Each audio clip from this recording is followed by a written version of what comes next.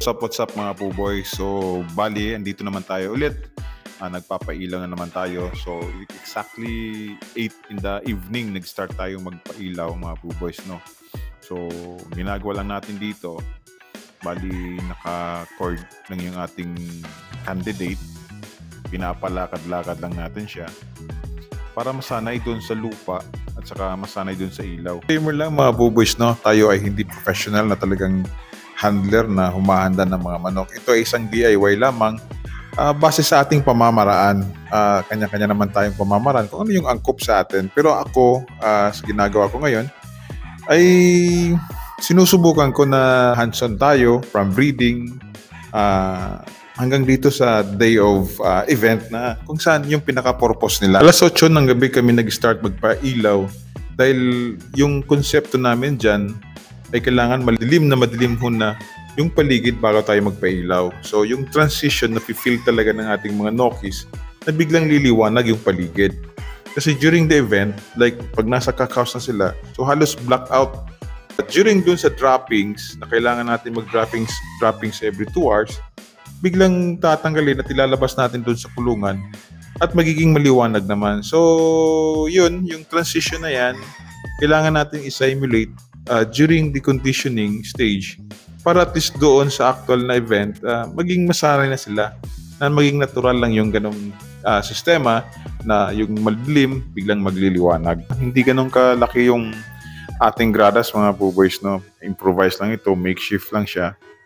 Ang importante na may nakakagalaw yung ating mga nokis, no. So ang ginagawa natin pag nakalimpir na sila mga po-boys, rotate natin sila, no. Halimbawa, nung isa nasa side, then ililipat natin naman sa kabilang side para at least gumagalaw talaga sila, hindi yung nagiging komportable kung saan limber lang sila unang nilagay. Para masanay sa palipat-lipat na lagayan. Tinanggal muna natin mga po-boys yung ating music dahil nag-video tayo. Pero nakahanda, mayroon tayo ng background music yan para masanay naman sila sa tunog, sa ingay. So yun lang naman ang basic na, di ba, ginagawang paghahanda when it comes to stags.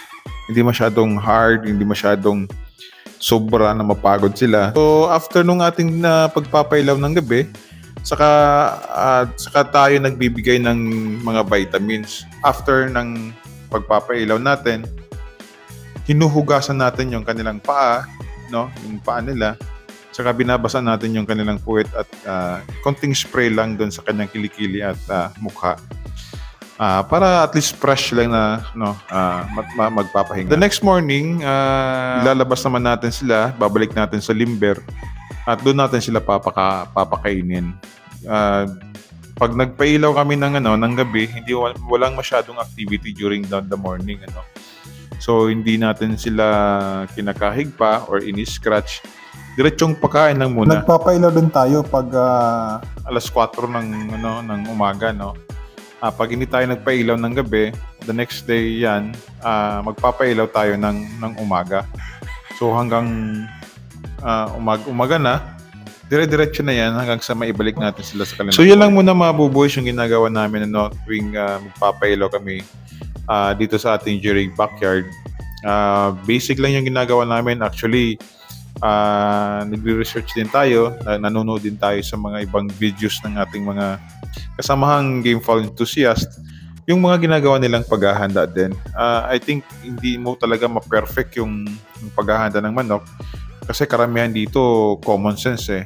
Minsan talaga mapagsuri ka na lang sa kanilang galaw para at least ma-bring out mo yung the best na character nila. So hanggang sa muli mga po-boys, baka sa next na episode natin, baka pointing na tayo or talaga yung paghahanda na, keeping na. So salamat sa pagsubaybay at sana'y patuloy po kayong manood at kung hindi ka pa nakapag-subscribe ay mag-subscribe ka na para at least sabay-sabay nating pag-aralan at pasukin yung mundo ng gamefowl. Salamat at keep safe.